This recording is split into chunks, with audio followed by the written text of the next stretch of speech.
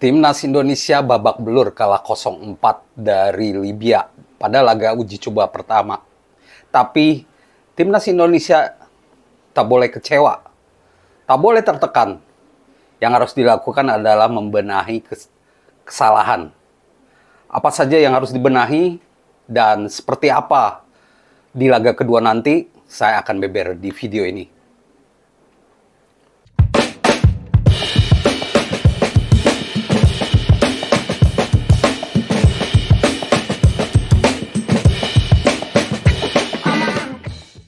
Halo teman-teman semua, jumpa lagi dengan saya Devri Saipullah. Timnas Indonesia kalah telak 0-4 dari Libya pada laga uji coba pertama di Stadion Titanic, Bandar Antalya, Turki. Ini hasil yang tidak diharapkan. Timnas Indonesia sebenarnya mengejar hasil paling tidak imbang melawan Libya. Tapi seperti yang diduga sebelumnya, Libya bukan lawan yang mudah untuk dikalahkan.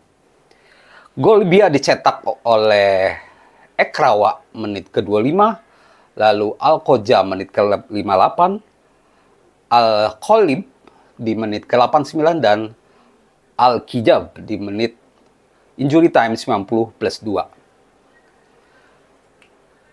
Dari pertandingan melawan Libya, saya bisa mencatat bahwa Timnas Indonesia terlalu bernafsu menyerang.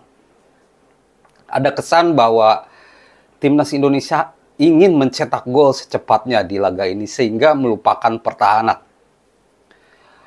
Di pertandingan ini, Sintayong menurunkan dua squad 22 pemain sekaligus ya. 20 pemain sekaligus, kecuali Sahrul Trisna yang tidak diganti. 20 pemain main di laga ini.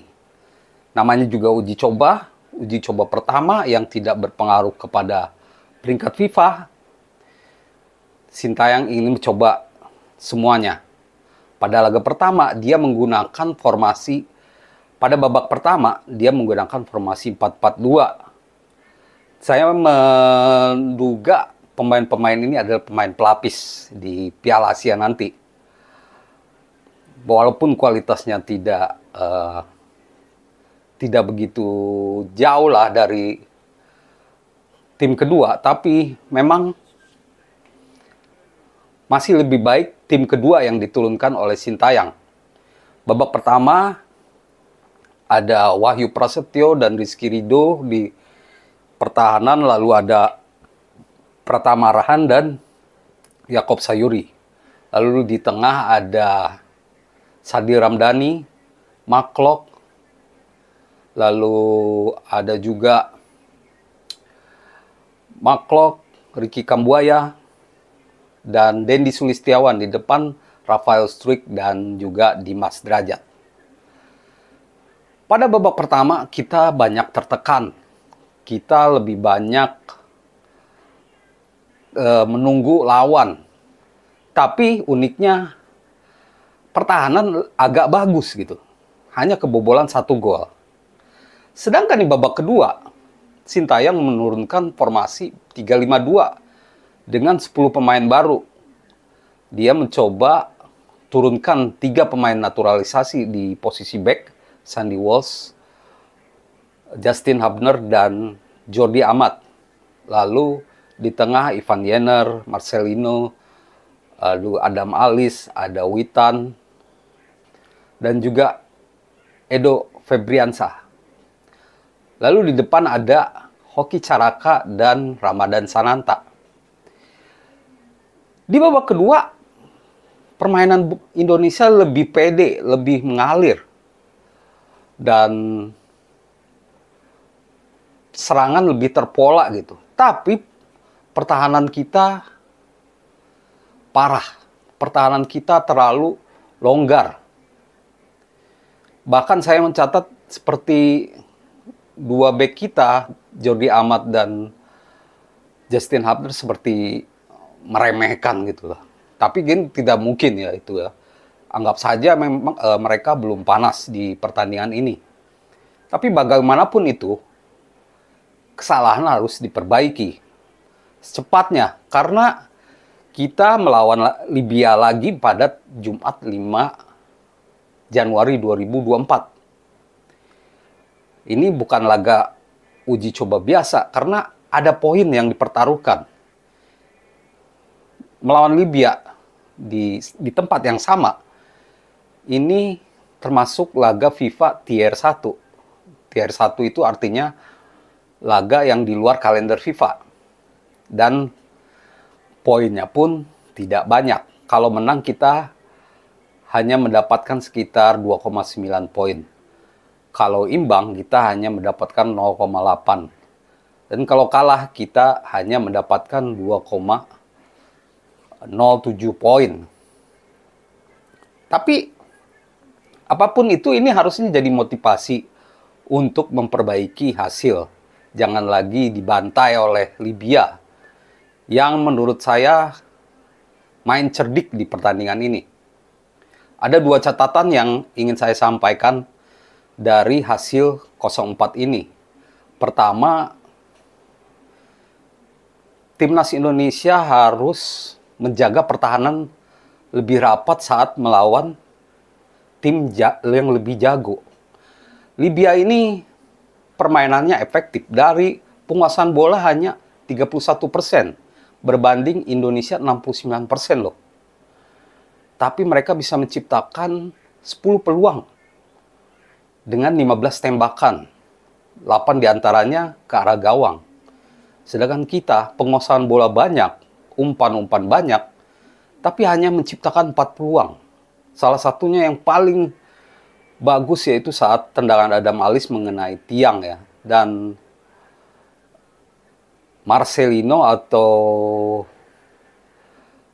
Ramadan Sananta gagal melakukan rebound di babak kedua. Itu salah satu peluang terbaik. Nah, mengapa saya bilang harus pertahanan rapat? Karena ini seperti mengulang lagi kejadian seperti pertandingan melawan Irak. Libya ini tim yang bisa menahan bola dengan baik. Walaupun umpan sukses mereka lebih kecil dari Indonesia, tapi saat umpan itu jatuh ke mereka, saat umpan-umpan itu berhasil sukses dilaksanakan, mereka bisa menciptakan peluang. Mengapa bisa terjadi peluang? Karena pertahanan kita terlalu longgar. Terlihat sekali bahwa di pertandingan ini timnas Indonesia tidak sabar, tidak bisa menjaga momentum, sabar, pertahanan rapat, dan melakukan counter dengan cepat. Ini menjadi pelajaran berharga. Libya memberi peringatan keras kepada timnas Indonesia. Bagaimana kalau melawan Irak? Bagaimana melawan Jepang? Yang mereka punya permainan cepat dan umpan-umpan akurat. Ini lebih berbahaya lagi. Irak mirip dengan Libya.